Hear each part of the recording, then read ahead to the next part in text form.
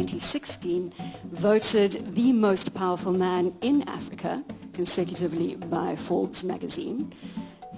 Take us through the journey in terms of where you started to the power that you exert over African economics and, I'd like to say as well, African politics today, sir. Well, thank you very much. It's great to be here with all of you and to share my own small experience. Yeah, that's true. I started with cement in 1978. We traded almost, throughout the period up to 1989. 89, we started textiles, of which later we had to, abandon because of massive dumping, from the, Chinese and, Indian markets. But what we did, we concentrated on just trading. And in concentrating in trading, because we really wanted to see, okay, fine, what is it? Because we've seen quite a lot of people, in the past trying to go into industry. And trying to go into industry, they failed. Most Nigerian families that tried industrialization for a very long period of time, they couldn't succeed. And we really wanted to know, okay, fine, what was the reason? In 1995, we invited Arthur Andersen, then which is now KPMG and Accenture, to try and, we held a retreat for 2 days to try and find out, okay, fine, what was the reason? We had to go into that retreat because we accumulated a lot of cash between that 1978 to 2000 and to 1995. Reason being that we got to a point where we couldn't turn around our money over and over. There was just a limited amount that you could bring into Nigeria, and we're only trading then in Nigeria. So we decided that, okay, fine, look, we've actually reached end of the road. The only way for us is to industrialize, where we can now deploy more of our capital into industrialization. But then we're scared because we've seen a lot of companies that tried industrialization, they failed. And we wanted to know why. So we had this retreat led by Arthur Andersen, and two things came out clearly. The reasons why people have actually failed. There are two areas. One is lack of electricity power, shortage in Nigeria. And just to elaborate on that, I used the stat yesterday, but 623 million Africans still do not have access to electricity. That is half the population. That's true. So with that, we can go on and on. There are so many examples. If you look at it from the state that I came from, we have a population of about 23 million, and we're only having 40 megawatts of power. Wow. So almost everybody is a power producer, when you look at that. So with that now we realize that, yes, we had so much, because... sorry, I interrupted your train of thought there. You said the first issue was lack of electricity, and the second issue, that's right. So the second issue was inconsistency in government policies. Because you wake up in the morning, the government will change the regulation. Meanwhile, you had already invested. So it does not really give you that courage of even investing long term. So what we decided to do was say, okay, fine, can we sort out the electricity first, and also try to see how do we mitigate the inconsistencies in government policies. That one we don't have any control over, but the only way for us is to remain friendly with any government coming in, and also explaining things and also the benefit they are going to get. Because if you look at it today, in all our businesses that we don't, we've finished our tax holiday, government actually earns more money than us, the owners, when you look at it. Because the taxes are high, you pay different sort of taxes. So we decided that, okay, fine, let us now go ahead, and we want to be bold. But then how are we going to become successful? Are we going to now start afresh? Or do we just go on and produce goods that we used to import? So that's why we got it right. Now we just did the backward integration. by now producing goods that we are already trading in, because we already have the customer base, we have the logistics, we have all the infrastructure. And what we did was now to say, okay, fine, we're going to go and do cement, we're going to do, but we started with the terminal. A small story, for example, to tell you what we did in cement. We started the terminal. We opened a terminal December 2000. And was just one small terminal to import bulk cement and pack. Towards Christmas, I now went and met with Lafarge. It was Blue Cycle then, before they merged. That please, could you try and buy 40% of this business, and then you run it, but we keep the brand Dangote. They said, no, we want to have only, majority, minimum 51%. So it was a deal breaker. And we said, okay, fine, we are not going to agree. The money that they were supposed to pay me was less than $4 million. And so they backtracked on the deal, and we said, okay, fine, let us go ahead and face them. And within 2 years, we actually took chunk of the market, and now, we have a company worth over $18 billion. And I'm sure Lafarge regrets that decision. Definitely. We're looking now at Dangote Group having a presence in 17 African countries, and it was the first West African country to enter the Forbes 2000 list. Yes, but I mean, when we go forward, because part of the question, we want to also tell you that right now we're actually in a massive trajectory. We are now at about $4.2 billion of revenue, and in the next 2 years we'll be at $30 billion. So we are going into a massive transition, group-wide. So accelerated growth, let's say, going forward, yes. And even more for Lafarge to cry about. Strive, let's come to you, and again, correct me if I'm wrong, but Zimbabwean born, your mother was an entrepreneur, your father worked in a mine. At the age of 12, they had accumulated enough money to send you to school in England. You then continued with your education and as an engineer, came back into Zimbabwe and went to work for the state telecommunications operator, where you were very quickly promoted to senior positions, but frustration with a state-owned entity led you to start your own organization. Can you pick up from there? Sure. First of all, thank you for having me. I also want to acknowledge Baba, President Obasanjo, who's played a great role in both our careers, Aliko would agree. But as you point out, I didn't start off as an entrepreneur. I started off as a professional telecommunications engineer at a time when all telecommunications in Africa and most of the world was run by the state. So we used to call them plain old telephone companies, POTS. So I was a POTS engineer. But that's about as funny as that got, because we didn't do very much. Zimbabwe at the time had one of the highest teledensities in Africa, which meant the number of people with a telephone. And ours was 1.4%. The average African teledensity was 0.7%. So that just gives you an idea of how many people had a telephone. If officially you got on the telephone waiting list, you could wait 35 years. And, so it was, we didn't do very much. So. But that is where you must have seen the opportunity. No, I didn't actually, because it was all under the state. So I left and went and started a construction company. But as technology would have it, about 5 years after I left, the whole mobile industry began to emerge.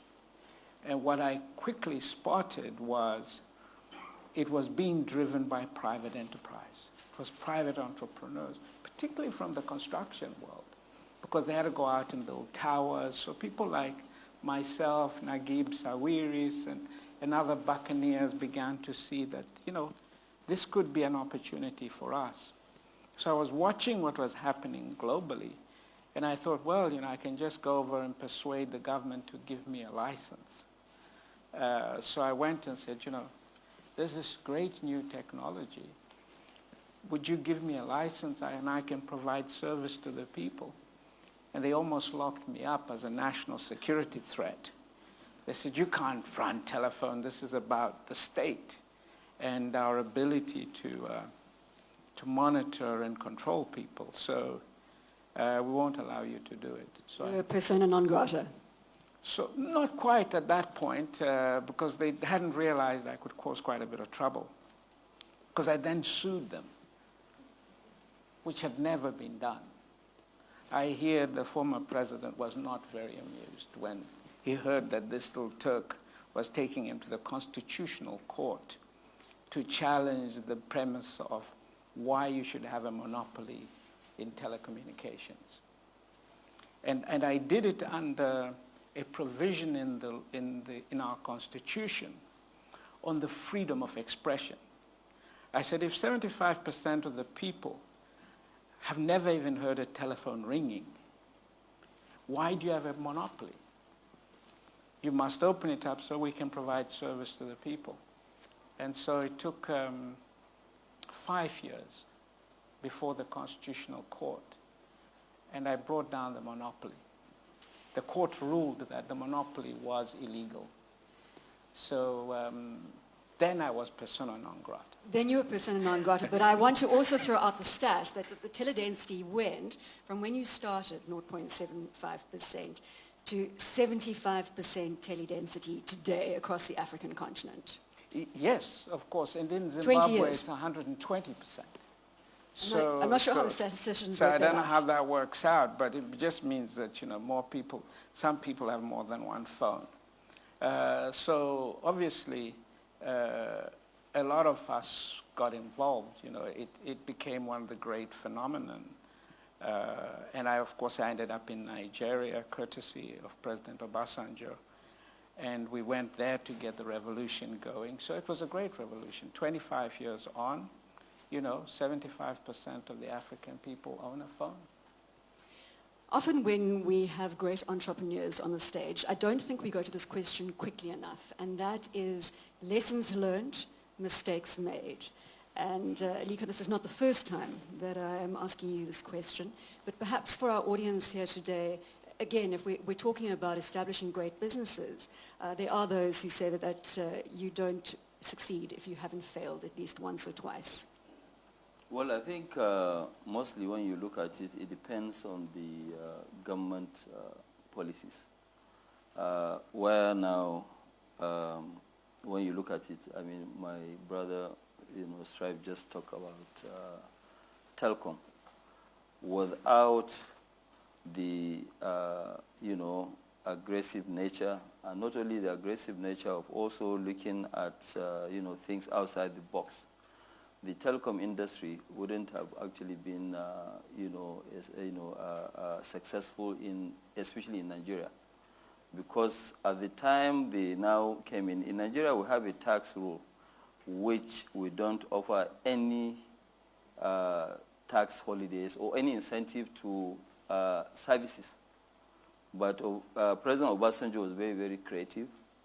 I mean, that's the truth. Not that because he's here. I didn't even know that he's sitting somewhere. But what he did was to say, okay, fine, let them also, because there was a claim that there was not going to be any profitability. And he said that, okay, fine, look, you know what, I'm going to give you 5 years tax holiday, even though it wasn't in the tax law. But as a president, he had the prerogative of approving a tax holiday, so which he did. And that was what even allowed them to come in, because the calculation then was, look, the entire country, both land and mobile, we had 500,000 lines. Yeah. Okay, in 2000. And today you are talking about 147 million lines. So you can see, so it depends on the government of the day, it depends on what you can convince them and what they really want to try to take to the next level. But our own, for example, today, like what I keep saying, there's a big difference between Africa and maybe Asia. Mainly when you look at Asian market, is a market of exports. But we have local demands. So there's demand in whatever that you do. You know, the opportunities are enormous because we're like an import continent. You know, we export mainly raw materials, and we import a lot of goods, which is why, you know, it costs us, it gives us a lot of imbalance in our foreign exchange situation. So not many missteps in your history, mistakes I think that you learned from. the missteps that we've had, you know, we've been always a very, very focused company. There are a lot of businesses that we have dropped, you know, along the line. For example, we're in banking, we had 2 banks, and we decided that, no, you know, it is much better for us. We are no professionals in terms of banking, you know, we are no professional bankers. So, and what we set as a rule in our company, any business that 10 of us in the company, top 10 of us, cannot wake up at night and explain to you the process from A to Z. We don't have business in being that business. I don't want to be in a business where somebody will sit me in the room and tell me how the process is. Because, you know, let me give you an example. In 2017, we had the toughest challenge of our time, 2016-17 in Nigeria, because of the fall in oil prices from 120 to $30 a barrel. A barrel. And we said, okay, fine. So how do we, then devaluation setting, how do we really retain and maintain our profitability? And we had a lot of shareholders. And all what we need to do is to go back into the trench. And I was arguing with the people running the operations and said that, no, we can actually cut a lot of our costs. We can even make much more money. When you look at it, all our companies, we actually doubled our income, minimum, compared to 2016, just because we know our business in and out. So that's the difference that we have. It's not, you know, and like, for example, apart from South Africa and Ethiopia, we are also power producers, but we don't sell power, we consume. And now it turns out to be that our power cost is just about 1/3 of the power cost of the national grid. And that is the reason why we are much, much more profitable company than any company in Africa. And that adage, of course, is reiterated. Well, I suppose Warren Buffett came out with it from the first place in the investment space. Don't invest in companies that you don't understand. And I think that yes, very much underpins Gateway Partners' philosophy as well in terms of investing in companies. How did Shankar put it? Biscuits and bread rather than Bitcoin. And the other element was cement and caviar. Not caviar. Cement rather than caviar. So there we go. Strive, let's pick up on that issue that I said about mistakes being made and learning from them. There were a lot of people in this room yesterday who didn't hear or weren't here yesterday and didn't hear about your Nigerian experience, which is well documented, but I think it's very important that we have that shared commonality with Nigeria. And your first experience wasn't a positive one, although President Obasanjo, we will have the pleasure of speaking to you later, sir. And again, your policies were much celebrated over the 2 terms that you were president in Nigeria. Sure. Well, look, you know, my brother comes from the biggest African country, and I come from one of the smallest. So one of the first things you realize when you come from a small country is that you're not going to grow very big unless you leave. So you know, you can achieve a lot in Nigeria without ever stepping out of Nigeria. But and I know you'll understand this from Singapore, you got to quickly start looking beyond your own borders. And in my case, of course, I also didn't need a lot of encouragement because I was literally booted out. So I left Zimbabwe in 2000, and actually I haven't had an opportunity to get back since. I've been quite busy. So I moved to South Africa. And I began to, from South Africa, to look at how do I get into the rest of Africa. And you've got to bear in mind that we don't do much intra-trade between ourselves as Africans, which is a major issue. I think it's at about 14%, we're depending about on what stat. 16%, up 2%. Intra-trade compared to what in Asia you are 48-50% intra-trade. So it was not common for Africans to begin to look for opportunities within Africa as Africans. It was almost quite exotic. People were more used to seeing Germans and Italians pitched up. Yeah. When Nigerians and Zimbabweans pitched up, our own people thought we were crooks. Or they would say, what's wrong with your own country? I remember being asked that at the border post, why are you here? I'm come to invest. What's wrong with your own country? So it was difficult in the sense to be, I didn't realize how difficult it would be for us to go out to other African countries and look for opportunities. We also didn't have access to capital because our capital doesn't move.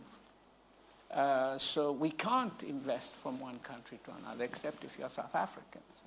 So you may have the capacity in one place to do something, but when you arrive in another country, that capacity isn't available to you. You're literally having to start again. No, you're right. There are also some reasons when you look at it. Correct.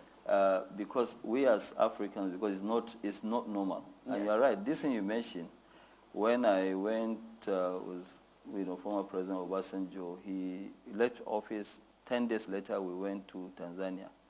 And when I went to Tanzania and announced an investment of $400 million to build a cement plant, they say, okay, these Nigerian crooks, they have come again. So they never really believed that, yes, an African will invest in Africa. I mean, if you look at it today, our investment in South Africa or in Tanzania were actually the biggest African investors. But there is quite a lot of areas that we have to look at. If you look at it, majority of those areas, they've been controlled over 40, 50 years by foreigners. That's right. By mainly Europeans. So when you go in there, they will do whatever it takes. Most countries that we've actually gone to, we've ended up to the Supreme Court. That's right. So there's still an element of suspicion. Oh yeah, there is, of course. I mean, but you just have to be very, very strategic of how you handle the, situation. But you get there. I mean, we've had issues when we are going in, but now most of the countries that we have entered actually will be in number one. But they will give you a long run. It's still not an easy process. No, it's not. He's right. It's very, very difficult because there are people that they've been there. I mean, for example, I don't want to mention the name of a country, but there's a country we wanted to do our cement. The chairman of the company, still is the Minister of Finance. So Minister of Finance is the one that will issue all our incentives and whatever. But we still went ahead. I met the president during the time when Obama arranged this meeting with Africa, and the president called me by the side and said, okay, are you the same Dangote? I said, yes. He said, well, you are a real fighter, and I think you should carry on fighting. But he couldn't come out and say it in his own country. Well, there's synergy there, because you were a fighter when it came to Nigeria. Sure. Can you quickly fast track to the end of that story? You head-tailed out of there, but it took you 10 years. You paid $285 million for a telecommunications license. And then you were presented with a bribe, which you refused to pay, of $4 million by the governor, who threatened to throw you out if you didn't pay it. Well, he pretty much did. So, you take those kind of threats pretty seriously. Somebody's got a couple of guns at his disposal. So I did leave. I'm not going to fight with guns. So, I persisted. I took the matter to international arbitration, as I was saying yesterday. And to be fair, and this is the other thing, the arbitrators were appointed by Nigerian courts. And they were majority Nigerian judges. And we went before several arbitral hearings. Every single one of them ruled on by Nigerian judges in our favor, to the very end of the process. So again, there is a legal framework. Don't let people mislead you otherwise. We stayed in those courts. Of course, it was a little long, but it can be long in India too, or Indonesia. You know that. And I That's think international Strive practice. and Aliko, that brings us to a point of persistence. What you need in terms of investing across the African continent, as in other frontier markets, is a level of persistence, understanding that the rules and regulations across the 54 countries in Africa are very different, as you've both just described. Oh, yeah. It is not easy to apply one set of rules and replicate that in other countries. It doesn't work. But I also want to get to the point now where we've spoken about the corruption. Where are we in that scale? Because I want to understand how we've progressed, how you as leading businessmen across the African continent are engaging or negating the element of corruption. Do you still get faced with it at this juncture in Africa's story? A quick comment from both of you. Well, yes, you still do, but it's not only in Africa, even other countries. The only thing is that you just have to learn to say no. You know, I mean, once you say no and somebody knows that, yes, you are not going to do that. It might take you longer to get things done, you know, because you are not going to agree to, pay. Because especially, you know, the kind of companies that both myself and my brother Strive that we run, you can't really be involved in giving anybody, bribe.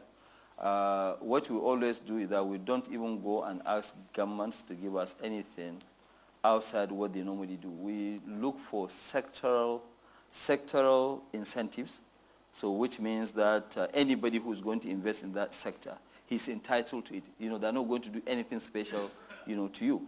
So if they are not going to do anything special to you, then you actually don't need to give anybody bribe to do, anything at all.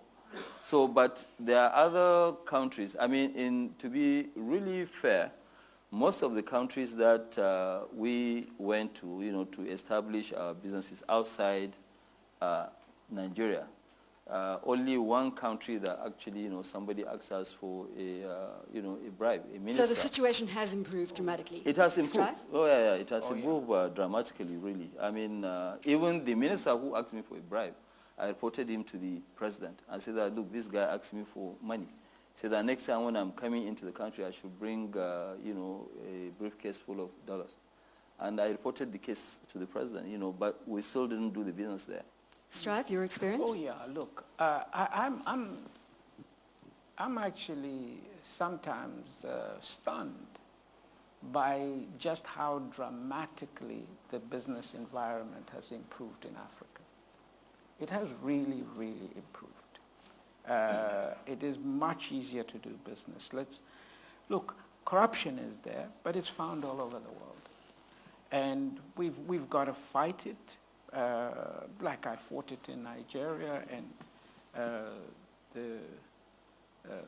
the official involved, served a prison sentence. And so you've got to fight.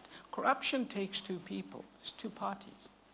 If you yourself decide you're not going to pay, that's it. It requires two.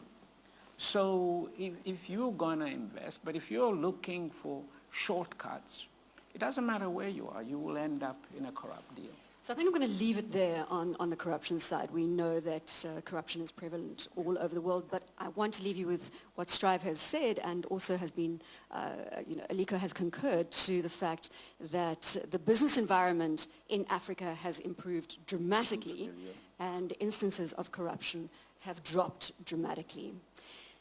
Aliko, in the beginning, you said that it was Arthur Anderson that had done the survey, then it had turned to KPMG, obviously, and said that inconsistency of government policies and lack of energy were the two biggest challenges for businesses, and actually led to a number of failures in the business space. Let's talk about those two today, because again, in building a long-term business across Africa, these are two challenges that have not gone away, or have they? Let's start with the consistency of government policy. We have seen many transitions happening in the political space across Africa. As corruption is dissipating, are we seeing more political stability and consistency of policy, Strive? Let me start with the power thing. That statistic that you shared, by the way, President Obasanjo, myself, and Aliko, working as what is called the Africa Progress Panel, were the people behind that report that produced that study. Chaired by Kofi Annan at the time. That's right, and the state of power in Africa. And it just shows you one of the things that we try to do, which is that as business leaders, we realize that if the environment is going to change, we cannot just be totally focused on our businesses. We have to be going out there, engaging the leaders. Because as President Obasanjo said sometimes, it's not that leaders want to be cynical. They just don't yet know what is required to make the environment a success, how we are supposed to work together. Africa is a huge continent. Okay, it looks like it's easy to see Africa as one landmass. Okay, but don't forget, this is like you guys looking at Asia from Laos to China to Vietnam to Singapore as if it were one country. And throw in there Myanmar and Pakistan and Burma and well, I've repeated Myanmar and Burma as two countries, but it's one. So, but you got to realize we have exactly the same issues. The development levels are different. The political issues are different. I'm surprised sometimes just that actually it's much more integrated than it sometimes looks. So what we are working towards is to create one market, push for greater consciousness that if we work together as a continent, there are more benefits. And including power benefits, and perhaps also Correct. just bringing the African Union's recent free trade agreement. Obviously the African Union now chaired by President Paul Kagame, President of Rwanda, the Republic of Rwanda. 44 African countries signatories to the Treaty of the One Trade Agreement. So yes, we are making progress in that regard. We can leverage power resources across the continent as well, start leveraging off one another's strive? Sure. I think what power needs is the sort of boldness that we saw on the telecommunications sector. If what President Obasanjo was prepared to do on telecommunications were done in Nigeria, around the way to bring the incentives for the private sector to come and build power. With so little power, what risk are you taking by letting us have a shot? We can fix this power thing. It's not beyond us. But it's about the policies of accepting that the private sector could be your power providers or your water providers or your sanitation providers. It happens around the rest of the world. Well, Aliko Dangote, he's a cement guy and I'm a telecoms. We may not be the guys to do it, but believe you me, there are young Alikos and young Strive Masiyiwas out there ready for the challenge to fix power. And it could be completely transformative. Oh, At the World Economic Forum, we use that term leapfrog all the time. You will have both heard the it. technology is there. We may do it with So let's pause power, the stability. It makes sense. Yes. Okay. You want to finish there? Go ahead. No, I say if it makes sense, obviously, we can transform power. It's not really something very, very difficult. The infrastructure is there. And we don't really have to have one, we don't have to have one single power where, because sometimes people talk about Inga and they produce this, but we have to also look at the issues about running the infrastructure. Most countries, they can produce their own power, some solar, some coal, some, it depends on really what you want to do. But fixing power, I think if there are the right incentives and there are the right regulation, Africa can get out of their issues in the next 10 years.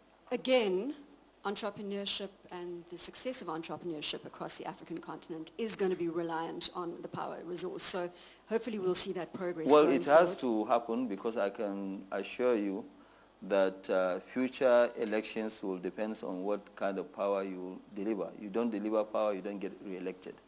So, and power is very, very necessary. It's not something, it's not a luxury. We need to get that to empower our own population. I am going to almost move out of the Facebook live broadcast and then go back to Chatham House rules, but I want to close out on the consistency of government policies. As you highlighted in the beginning, that's one of the biggest challenges you have faced in building a sustainable business across Africa. Is it improving? I think it has improved dramatically. It has actually improved quite a lot. There is more clarity right now, and part of the excitement of doing business is that when you wake up, there's also something new, not something very damaging. So we also put that mitigants, in the business, calculation. If now, for example, I'm going to do business, I will take the worst case scenario and I go ahead with it. If it doesn't pay, I'm not going to go into it. But right now there is more consistency. Few countries are still having sort of issues. There are countries that we have invested and we're still having a couple of issues, one or two, not many, so it has really improved dramatically. And, the issue that when you look at future in the next 17 years or so, by 2030, if you are not really in Africa, you won't be able to make money. Yes, you can, on the policy statement. And I think that certainly for those of our leaders listening, this is really what I would be saying. The big challenge for us in Africa going forward is how do we deal with unemployment of our young people? We have an extraordinary challenge of a lot of the technologies and the industries that we can build today do not create a lot of jobs. The key for us is to promote entrepreneurship. And the underpinning of entrepreneurship is, first of all, education. We have to throw ourselves at education like we've never done before. And this is a great region for us to understand what you can do in that area. And that education is only as good as we pivot with it to skills. You can be an entrepreneur, but if you have no skills to sell, to underpin what you're trying to do, there's nothing more you can do. So we have to address those two issues. We have to get education moving. We have to get skills training moving. Vocational training, skill kids to do things with their hands. If we don't, then all our hope goes up in instability, in migration issues that will be beyond the next generation to deal with. So for me, Africa's glass is half full. Extraordinary potential. We have young, vibrant, the world's youngest population, average age 19. We can do extraordinary things. The consumers of tomorrow are African. We will be 40% of the world's population by the turn of the century. So this is where you got to be, and you start today, and we invite you to come and be partners with us. And when we talk about those partnerships, I do just need to stress that we've got two of Africa's leading philanthropists on the stage. Strive and his wife Tsitsi have the Higher Life Foundation, and over the last 20 years, they have educated 250,000 orphans across Africa, and they also, the Family Foundation funds 40,000 bursaries on a yearly basis, again, African orphans in the education space strive. And then, of course, Aliko, the Dangote Foundation, and you, sir, personally seeded that foundation in 2014 with $1.25 billion US. So again, education at the heart and vocational training at the heart of what you both do. So thank you very much. We're now suspending the Facebook live transmission. Gentlemen, thank you very much for your time. Strive Masiyiwa Aliko Dangote, thank you very much for the interactivity.